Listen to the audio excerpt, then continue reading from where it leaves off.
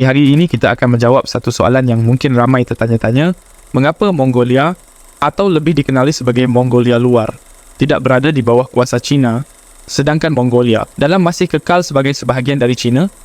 Apa perbezaan antara kedua-dua wilayah ini? Jom kita rongkai misteri ini.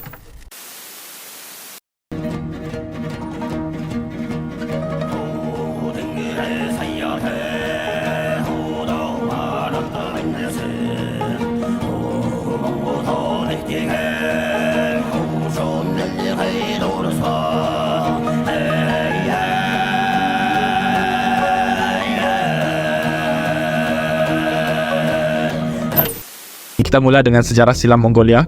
Pada abad ke-13, Mongolia merupakan pusat kuasa dunia melalui Empayar Mongol yang diasaskan oleh Genghis Khan. Empayar ini bukan sahaja menguasai sebahagian besar Asia tetapi juga mencecah Eropah Timur.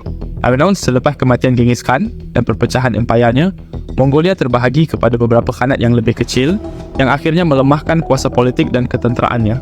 Pada abad ke-17, dinasti Qing yang menguasai China memperluaskan wilayah mereka termasuk Mongolia. Ketika itu, Mongolia dibahagikan kepada dua wilayah utama, Mongolia Dalam dan Mongolia Luar.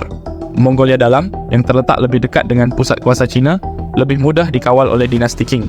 Mongolia Luar pula, yang terletak lebih jauh di utara, mengekalkan lebih banyak autonomi walaupun berada di bawah pemerintahan Qing. Tahun 1911 adalah tahun penting dalam sejarah China dan Mongolia. Ketika revolusi Xinhai meletus, yang menggulingkan dinasti Qing dan menubuhkan Republik China, Mongolia Luar mengisytiharkan kemerdekaan mereka. Namun, kemerdekaan ini tidak diiktiraf oleh China, yang masih menganggap Mongolia sebagai sebahagian daripada wilayahnya. Di Mongolia Dalam, walaupun terdapat gerakan-gerakan untuk otonomi, kawasan ini tetap berada di bawah kawalan Republik China. Di sinilah pengaruh Rusia memainkan peranan penting. Rusia melihat Mongolia Luar sebagai zon penampan strategik antara mereka dengan China. Pada tahun 1921, dengan bantuan tentera Soviet, Mongolia Luar berjaya mengusir tentera China dari wilayah mereka dan menubuhkan Republik Rakyat Mongolia pada tahun 1924. Soviet Union memastikan Mongolia Luar kekal bebas dari China dan di bawah pengaruh mereka. Mongolia Dalam, sebaliknya, terus berada dalam lingkungan pengaruh China, terutamanya selepas pengukuhan kuasa komunis di China.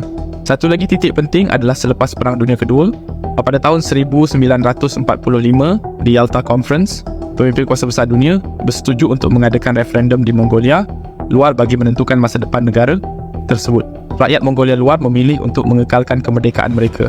Soviet Union menyokong hasil referendum ini dan China walaupun enggan terpaksa menerima keputusan tersebut. Mongolia Dalam mempunyai sejarah yang berbeza. Berdekatan dengan wilayah pusat China, Mongolia Dalam mengalami proses asimilasi yang lebih mendalam dengan budaya dan struktur politik China.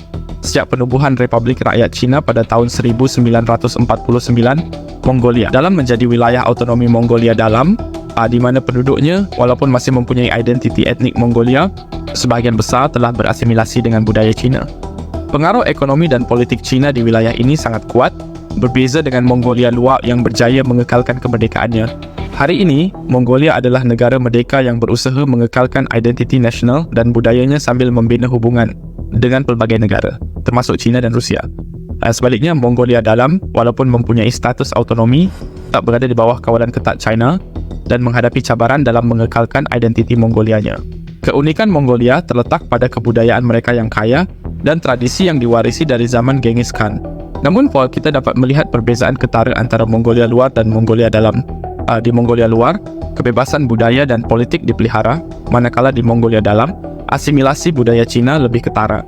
Ini adalah hasil dari sejarah panjang pengaruh kuasa-kuasa besar terhadap wilayah-wilayah ini. Jadi itulah sebabnya Mongolia Luar tidak berada di bawah kuasa China, manakala Mongolia Dalam kekal sebagai sebahagian dari China. Ini adalah hasil dari sejarah yang kompleks, pengaruh kuasa besar, dan perbezaan geografi dan politik yang membentuk kedua-dua wilayah ini. Terima kasih kerana menonton dan jangan lupa untuk like, komen dan subscribe untuk lebih banyak lagi video yang menarik.